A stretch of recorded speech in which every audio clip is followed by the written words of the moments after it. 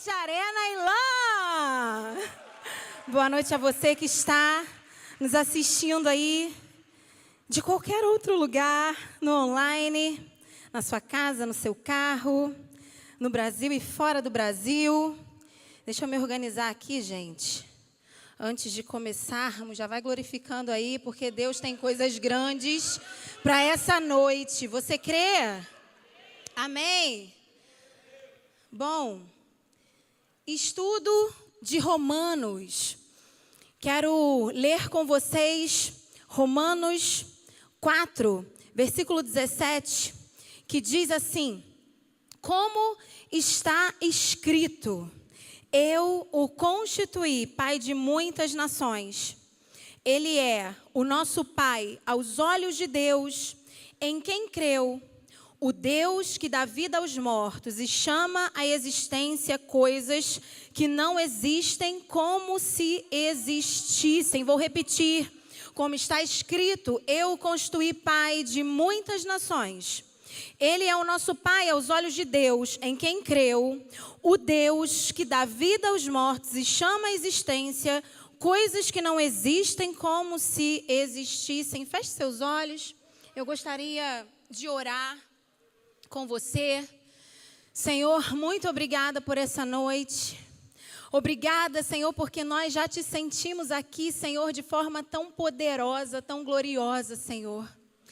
Deus, que o Senhor venha se mover de forma extraordinária, Senhor, em nosso meio. Que o Senhor venha trazer para nós as tuas impressões, as tuas opiniões, as tuas orientações.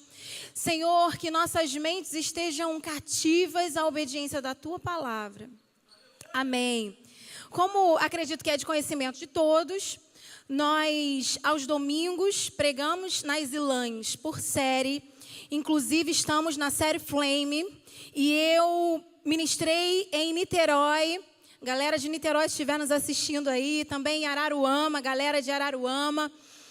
Foi incrível. E eu ouvi dizer que todas as ILANs foram incendiadas pela chama do Espírito. Você pode aplaudir ao Senhor por isso? E quero introduzir dizendo isso porque a minha expectativa para essa noite não é nada menos do que também viver mais chama de Deus sobre nós, chama e fogo que purifica, que transforma, que libera a opinião do Espírito e traz mudança de cenário, amém? Então acabamos de ler aqui Romanos 4,17, a epístola aos Romanos escrita pelo apóstolo Paulo. E especialmente neste capítulo, nós vemos o apóstolo Paulo iniciando uma explicação sobre a salvação que vem de Deus e que vem por meio da graça e não por meio da lei. Paulo, ao longo do capítulo, mais para o finalzinho do capítulo 3 e ao longo do capítulo 4, vai explicar aos judeus, ao povo que é detentor da lei, ao povo escolhido, ao povo eleito, que não mais apenas eles são os escolhidos e eleitos, mas há agora, por meio de Cristo Jesus, a possibilidade dos não-judeus também serem alcançados. Então, esse capítulo 4 é o momento em que Paulo está desvinculando, desassociando a lei e a circuncisão do resultado alcançado pela fé. Paulo está nesse capítulo 4 dizendo: vocês acreditam até este momento que tudo o que conseguem é porque vocês são circuncidados e vocês são um povo inserido para dentro de um contexto de eleição, porque vocês são aliançados com o Senhor à medida que vocês seguem um rito. Mas agora saibam vocês que não tem mais necessidade de ritos. O que agora de fato é necessário é graça e fé.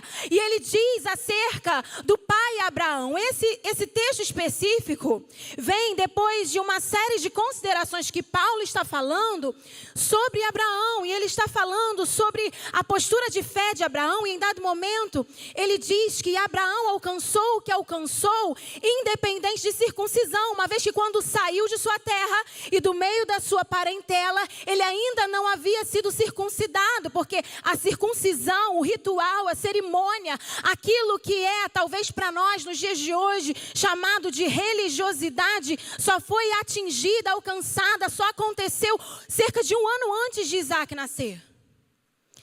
Então, Paulo está dizendo que Abraão está seguindo a sua vida, está seguindo na direção daquilo que ouviu de Deus, mesmo sem circuncisão, mesmo sem ritual, mesmo sem cerimônia, mesmo talvez descumprindo a lei, mas ainda assim sendo vitorioso, porque ele apenas creu. E aí Paulo está associando a fé ao recebimento da promessa. Esse é o primeiro ponto que eu quero dizer a vocês aqui.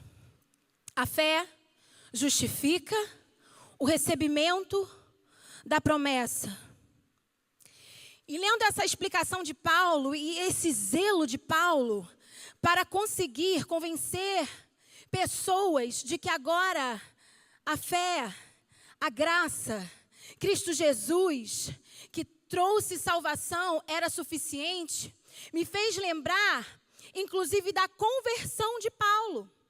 Porque Paulo era perseguidor de crente. Então Paulo, quando vai pelo caminho ali de Damasco para levar cartas contra a igreja, é encontrado, e uma vez encontrado, recebe tanta graça, independente de sua nacionalidade, de sua origem, que prega aos gentios e aos não gentios uma fé que não é uma fé fingida, mas ele está dizendo nas entrelinhas, como eu também fui salvo e fui alcançado sem merecimento. Agora, sendo judeu ou não judeu, todos nós podemos alcançar, mesmo sem merecimento. Querido, isso aqui já é motivo suficiente para você estar pulando aí no teu lugar. Porque o que a Bíblia traz para nós é a revelação de que não por força humana, não na força do nosso braço, mas por meio da fé, todas as coisas são possíveis, alcançáveis, inclusive a nossa salvação. Aleluia! Você pode aplaudir ao Senhor? Aleluia! E em se tratando de rito, enquanto meditava nesse texto, eu creio que o Espírito me fez lembrar de um episódio na Bíblia, onde 2 reis estavam juntos para irem à guerra, Josafá e Acabe. E em dado momento, Josafá diz a Acabe: olha, a gente precisa orar antes. Então, a gente precisa consultar ao Senhor. E Acabe, entendendo que se fazia necessário, à medida que Josafá fez essa sugestão, vai chamar 400 profetas. E diante desses 400 profetas, uma unanimidade: vocês terão vitória contra Ramote de Gileade. Acabe e Josafá podem ir, porque vocês terão vitória. 400.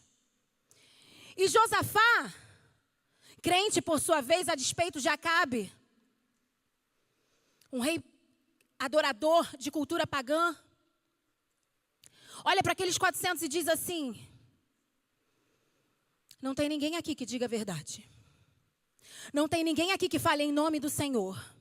Não tem ninguém aqui que diga a verdade. Acabe não tem mais um, de repente, que possa dizer para nós aquilo que de fato é a revelação do próprio Iavé acerca da nossa inclinação a irmos a Ramote de Gileade. E ele diz: tem um sim, mas eu odeio, porque ele sempre tem maus presságios contra mim. O nome dele é Micaías e não está inclusive enfurnado no meio destes 400.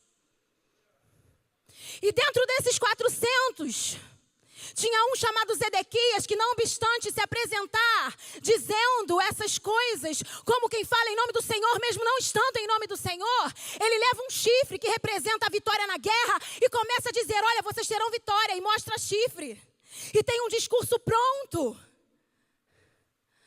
Só que quem de fato carregava a voz profética não tinha chifre na mão, não tinha sido convidado para esta ocasião e para esta reunião. E talvez você se pergunte, ok, mas o que isso tem a ver com o que você está falando acerca da circuncisão? Eu estou falando que rito não aponta unção, cerimônia não aponta unção, não é performance que vai designar quem tem mais unção ou voz profética.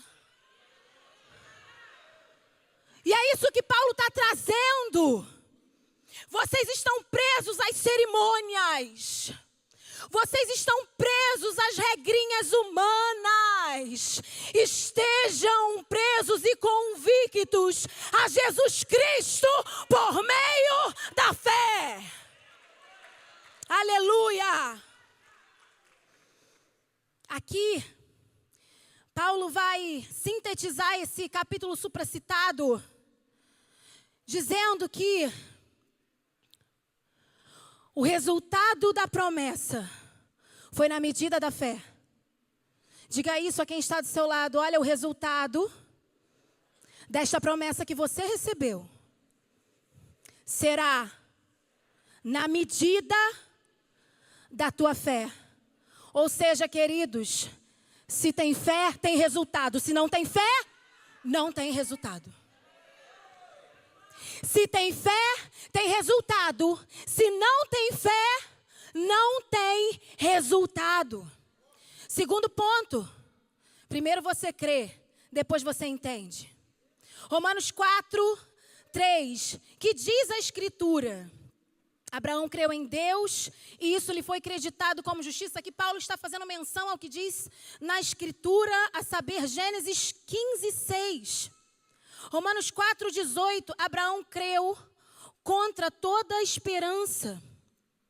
Em esperança creu, tornando-se assim pai de muitas nações, como foi dito a seu respeito.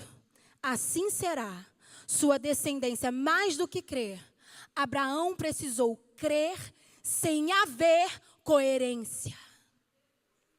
O que é coerência, gente? São ideias em harmonia. Coerência é equilíbrio. Sabe quando você ouve algo coerente e as ideias fazem total sentido porque há um equilíbrio, porque faz sentido aquilo que está sendo dito? O que Abraão ouviu de Deus não fazia sentido, uma vez que a própria Bíblia diz que o corpo de Abraão já estava amortecido. Vocês sabem o que a Bíblia quer dizer quando diz isso, não é mesmo? Um homem não estava ali pronto, preparado para ter a sua funcionalidade natural como marido, uma vez que ele estava sendo inutilizado pela sua velhice. Sara, por sua vez, com o ventre já infrutífero, recebeu de igual modo uma promessa, mas ele não creu na coerência humana, na lógica humana, na harmonia ideológica. Ele creu e isso lhe foi creditado como justiça. Esse é um convite, querido, querida, para crer sem entender. Creia sem entender. Creia sem a necessidade de entender. Creia sem a necessidade de enxergar o próximo passo. Quem crê porque já viu, na verdade não creu. Quem acreditou, já vendo, na verdade, não creu em coisa nenhuma. Primeiro você crê, depois você entende. Primeiro sai da tua terra, sai do meio da tua parentela e vou para onde vai? O Senhor me pediu o meu emprego. E aqui digo de algo que aconteceu comigo. E se eu não saio esperando o próximo passo, eu estaria lá até hoje. E não viveria coisas extraordinárias que Deus tem feito na minha vida e na minha história. Então eu digo a você, Ele disse, querido, Ele disse, querida, faça. Eu não vejo, não tem problema. Não precisa ver. Precisa fazer. Não precisa ver, precisa fazer. A minha casa tem experimentado dias muito poderosos de revelação de um Deus, assim como este que foi citado por Paulo. Nós começamos aqui lendo Romanos 4,17, que diz: o Deus que dá vida aos mortos e chama à existência coisas que não existem como se existissem. Aqui, Paulo vem falando coisas acerca da vida de Abraão. Em dado momento ele diz, Abraão que creu no Deus. Que Deus? O Deus que dá vida aos mortos e chama à existência coisas que não existem como se existissem. Aqui Paulo está ditando para nós um padrão de comportamento de Deus. Você sabia que há um padrão de comportamento do seu Deus? E que se você desconhece esse padrão de comportamento, possivelmente você nunca viverá as coisas que não são aqui, mas que no céu já são. A história conta que Albert Einstein, quando morreu, estava diante de uma enfermeira. E ali, pouco antes de morrer, ele diz algumas palavras e todos, acredito eu, desesperados por saber aquilo que aquele homem tão relevante, um físico, teórico, alemão, tão importante para a ciência, tinha dito. E a enfermeira diz assim, ao ser indagada sobre o que ele tinha falado no fim de sua vida: eu não falo alemão. Mas o que ele disse? Não, eu não falo a língua dele. Mas é isso que tem acontecido nos nossos dias. O Senhor está falando coisas. O Senhor está trazendo revelação. Só que alguns não falam a língua das coisas que não são. Alguns não falam a linguagem do céu e por isso ele revela e não consegue imprimir na terra a foto do futuro que já foi dita no céu, que seria desta ou daquela forma, porque de igual modo não falam a linguagem do céu. O Deus que dá vida aos mortos e chama à existência aquilo que não existe como se já existisse. Ia dizendo que a minha casa tem experimentado coisas desse tipo. E enquanto estava aqui me preparando, me lembrei de uma pessoa da minha família, ainda não posso abrir, que recebeu uma sugestão do Espírito através de uma amiga. Essa amiga disse a ela: abriu tal concurso, por que você não faz? Você é tão boa nesta área. Por que você não faz? E ela, que há muitos anos sem estudar, acreditou que era uma sugestão do céu e fez a sua inscrição. Eu quero te dizer que uma sugestão do céu tem poder de mudar o seu destino. Ela aceitou aquela sugestão e se inscreveu. Porque creu, se inscreveu. E aí a gente vai fazer algo aqui meio que em collab. Eu vou dizer agora, porque creu, se inscreveu. E aí você fala, porque creu e eu completo. Depois, porque creu e eu completo, ok? Então vamos lá, porque creu, se inscreveu. Estudou todos os dias. Passou com nota acima da média para a próxima fase. Atualizou e organizou os documentos. Orou pedindo sabedoria para entregar corretamente os documentos. Acordou cedo e foi para a fila entregar os documentos. Chegou primeiro que todos na fila. Tudo que levou foi aceito e passou para a próxima fase. Está correndo em dia de sol e em dia de chuva, preparando-se para a prova de esforço. Matriculou-se no meio do inverno numa escola de natação. Falta pouco para ser empossada. Esses documentos que ela precisava levar e tudo que eu disse aqui é de fato o processo e o momento em que ela está nesse momento. Ela precisa passar numa prova de esforço e ela tem corrido todos os dias no sol e na chuva, literalmente. E aí no meio do inverno se inscreveu numa escola de natação porque precisa nadar em tanto tempo de uma ponta a outra. Queridos, eu não sei você, mas nós continuamos nos movendo por fé. Quem crê no Cristo da Bíblia precisa se mover por fé. E é porque crê que vê. Oh, glória! Aleluia! Se inscreva pela fé. Se inscreva pela fé. Meu Deus, o Senhor está falando aqui nessa noite. Se inscreva pela fé. Estude pela fé. Não importa quantos anos, você não pega uma caneta, não pega num caderno. Ele está te dando acesso àquilo que não é aqui, já é lá. Meu Deus. Aleluia. Aleluia, como não lembrar de Elias? Talvez você que esteja me ouvindo aqui ou me assistindo da sua casa, pense, ok, a Pamela está pregando sobre essa fé facilitada, que faz o homem profetizar e determinar e viver as coisas a seu bel prazer. Não. A Bíblia diz que Elias diz, pela fé, que não vai chover. E de fato não chove. Porque Elias sabia padrão de comportamento do Deus que servia. E qual era o padrão de comportamento de Deus para aquele povo específico sobre o qual Elias estava profetizando? Se há pecado de idolatria, há infertilidade da terra. E para que houvesse infertilidade da terra, era necessário que houvesse um cessar das chuvas. Então, sabendo do padrão de comportamento do céu, ele se encoraja a dizer, bom, o povo é idólatra, não vai chover. O povo pecou nessa área aqui. Então, há uma revelação clara na palavra, há uma promessa, algo sendo dito a esse respeito.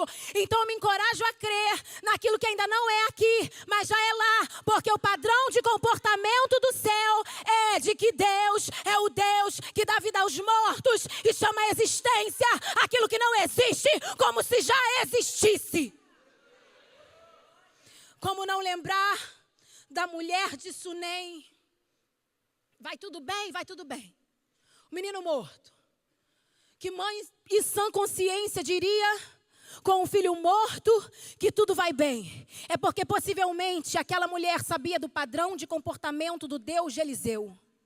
Porque quando ela faz um quartinho para o profeta, ela não diz, vou fazer um quartinho para um homem qualquer. Ela diz, vou fazer um quartinho para o homem de Deus. E se conhece o homem de Deus, sabe o que Deus, o Deus do homem, está habituado a fazer e como ele opera. Então, se ele opera desta forma, inclusive dando a ela um filho, quando sequer ela podia ter, quem sabe não ressuscite o menino. Eu quero te convidar a essa noite, dizer acerca da tua casa, aquilo que já é a realidade do céu e não aquilo que você vê na terra. Sua fé não será movida por circunstâncias adversas. A sua fé, eu profetizo, será movida pelo Deus que dá vida aos mortos e chama a existência as coisas que não são como se já fossem.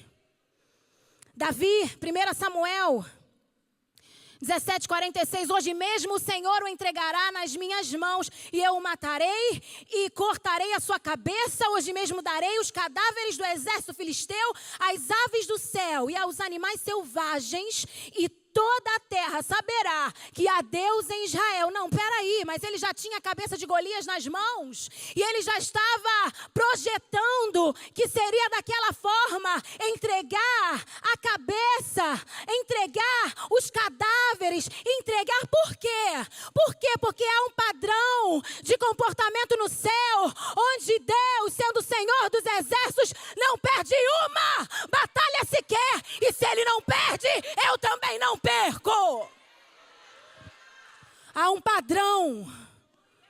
Há um padrão.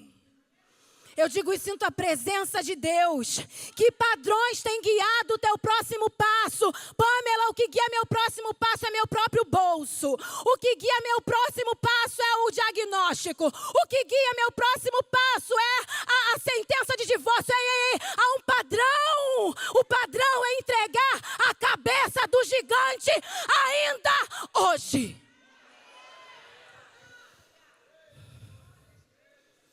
Aleluia.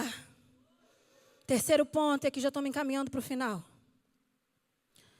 Falamos aqui, ponto 1. A fé justifica o recebimento da promessa.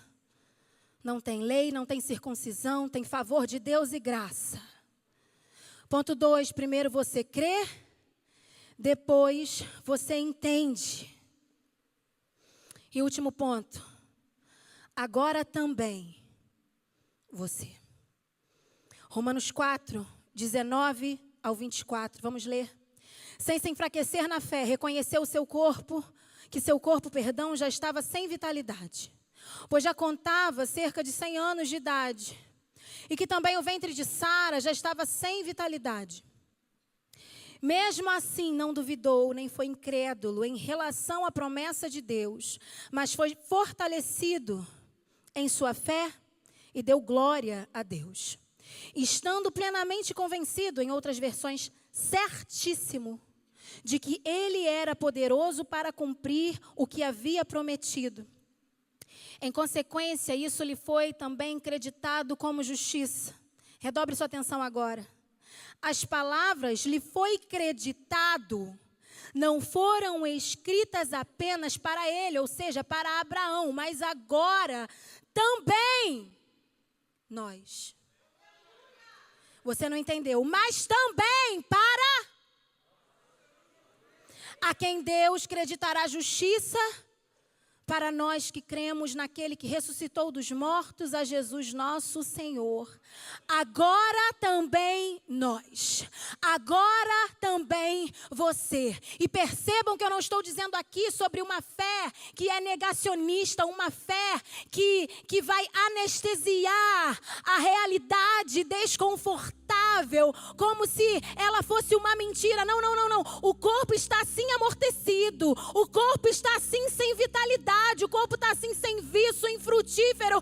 Mas agora, por meio de Jesus, também eu, também você, além de Abraão, que viveu diante daquilo que creu, que pisou pisadas em cima de um caminho inexistente aos seus olhos, mas como quem pisa firme, permaneceu e avançou e conquistou e venceu e viveu. A história acredita para ele. Nós não estamos escolhendo, queridos, negar a realidade como forma de escapar de uma verdade desconfortável. Nós não estamos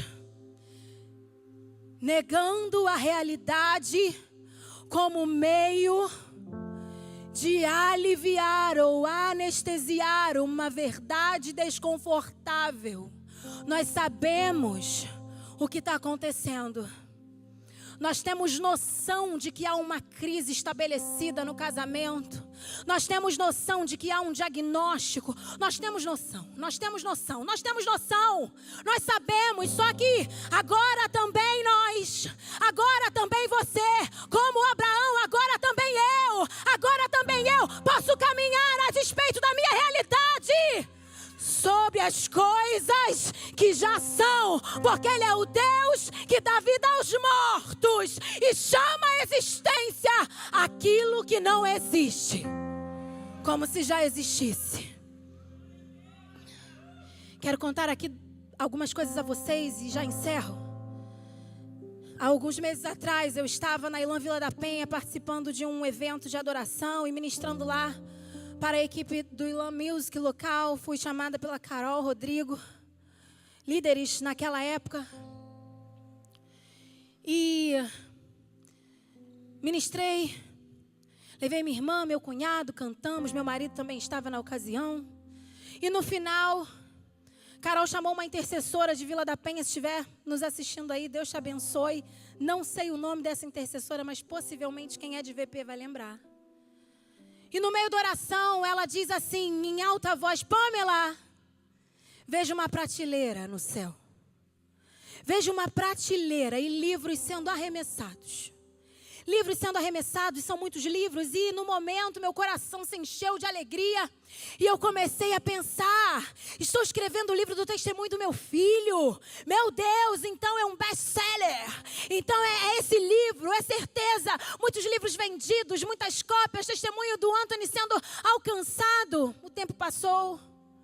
Anthony começou a experienciar diversas outras intercorrências e o Espírito me compeliu a parar de escrever o livro dele e eu emergi para dentro de um outro projeto. Está até aqui. Deixe Deus mandar no seu cabelo. Meu mais novo livro recém aí publicado. E quando escrevi todo o livro, tudo bonitinho no Google Doc, o Espírito disse assim, vá procurar a Verônica. A Verônica, lá do CTI. Ela vai te dizer o que fazer e qual é o próximo passo. E eu comecei a ver algumas editoras, comecei a procurar, fiz alguns orçamentos. E o Espírito não me dava um ok para poder publicar os livros. Por fim, o Espírito insistindo. Lembram, uma sugestão do Espírito tem poder de mudar o nosso destino. O Deus que dá vida aos mortos e chama a existência o que não é, como se já fosse. E de repente, lá estava eu mandando uma mensagem para Verônica, dizendo, oi Verônica, tudo bem querida? Você tá? Como é que está o Arthur? Verônica, mãe de um menino que estava ao lado do Anthony no CTI. E se Anthony tem um testemunho, Arthur tem 3. Porque a vida desse menino é um milagre ambulante. E conversa vai, conversa vem, Verônica, a gente precisa marcar um café. E fiquei quieta. Não contei a ela que o Espírito Santo tinha sugerido esse encontro. E fui encontrá-la, não sei quem mais doida. Se eu ou Verônica. Verônica, que só me conhecia do hospital, me convidou para a casa dela e eu ainda fui. Passamos ali à tarde. E conversando sobre o menino, Anthony para cá. E Arthur para lá, e eu estou no meu coração, Senhor, meu livro, essa mulher não fala nada, meu livro. E de repente ela diz assim, você sabe que eu nunca entendi por que você não tem uma editora? Verônica, que me conheceu ontem, nunca entendeu. Eu não entendi. Você tem vários projetos, por que você não tem sua própria editora? Porque você publica os seus livros e você ganha 100%. E dentro desses 100%, você consegue arrecadar fundos para os seus projetos, profetiza empresária, enfim, tudo mais que você faz. E o Espírito Santo dizendo, faça tudo o que Verônica está mandando. E no meio desta conversa, eu disse, ótimo, Verônica, e como eu faço para ter uma editora? Não faço a mínima ideia. E ela começou a me dizer, e eu comecei a ficar curiosa, o que Verônica faz, gente? Que Verônica sabe esse tanto sobre editora? Será que ela tem uma editora? Coordenadora da Biblioteca Nacional. Já estamos... Trouxe aqui um outro livro publicado já pela editora. Já temos aí um livro saindo na Europa, ainda até o final desse ano, de uma outra autora que está publicando conosco, uma outra que as caixas dos livros dela chegam na semana que vem, e uma outra que já está negociando conosco, que já contratou a editora. Uma sugestão do céu me fez de uma pessoa talvez sem expectativa, no meio de um contexto de aparente caos, que era o meu filho quase morto naquele CTI. Agora eu sou dona de editora do nada, porque alguém viu que no céu tinha uma prateleira. Meu Deus! Gente, isso é muito sério. A Bíblia diz, clama a mim, responder-te-ei, anunciarei a você coisas grandes e firmes que você não sabe. A vida do meu filho, e aqui eu concluo, começou a mudar dentro daquele CTI, já na segunda internação. A chave virou diante daquele cenário de caos que estávamos enfrentando. Pode colocar a primeira foto que eu trouxe, por gentileza? Quando eu fui para perto da barriguinha dele e dizia ao intestino dele que estava obstruído: certamente Ele levou sobre si as nossas enfermidades e sobre si levou as nossas doenças. Contudo, nós o consideramos castigado por Deus, por Ele atingido e afligido, mas Ele foi transpassado por causa das nossas transgressões, foi esmagado por causa de nossas iniquidades. O castigo que nos trouxe a paz estava sobre Ele, e pelas suas pisaduras somos sarados. Há uma verdade a ser acessada no céu.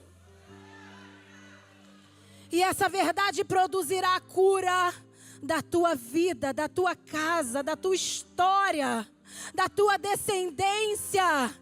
A próxima foto é o momento em que eu estou ali no centro cirúrgico, ajoelhada e clamando e dizendo o Salmo 91, querido, querida, uma verdade. Enquanto eu me preparava para o momento de apelo dessa mensagem, o Espírito Santo me dizia: hoje você não vai apenas mostrar os diagnósticos. Na tela, pode passar a próxima, é um menino curado. E a próxima, que é o diagnóstico de surdez. E o Espírito dizia: Pamela, hoje você não vai levar apenas esse slide não. Porque talvez alguém pense que é pouca coisa o que eu fiz. Mostre quantos exames. Mostre quantos exames, mostre quantos exames, quantos laudos, mostre quantas intercorrências, mostre, porque tem gente achando que para a sua própria vida não funciona, porque quando você conta parece muito fácil, mas eu tirei, Pamela, o teu filho da morte. Ei, eu tirei o menino da morte. O Deus que dá vida aos mortos e chama a existência aquilo que não existe. Aquilo que não existe. Aquilo que não existe. Aqui está, quem quiser olhar. O menino foi reanimado 2 vezes. Aqui está, surdez e depois um contradiagnóstico. Aqui está, hemorragia intracraniana. Meu Deus, feche seus olhos. O Deus que dá vida aos mortos. O Deus que dá vida aos mortos. O Deus que não é Deus de pouca coisa. O Deus que não é Deus de pouca coisa. Senhor, feche seus olhos abaixo da sua cabeça agora. Senhor, eis aí a tua igreja. Eu te peço que constranja aqueles que desejam crer contra a esperança hoje a virem para este altar. Aqueles que desejam crer contra a esperança, venham para o altar. O Deus que dá vida aos mortos. O Deus que faz viver aqueles, aleluia.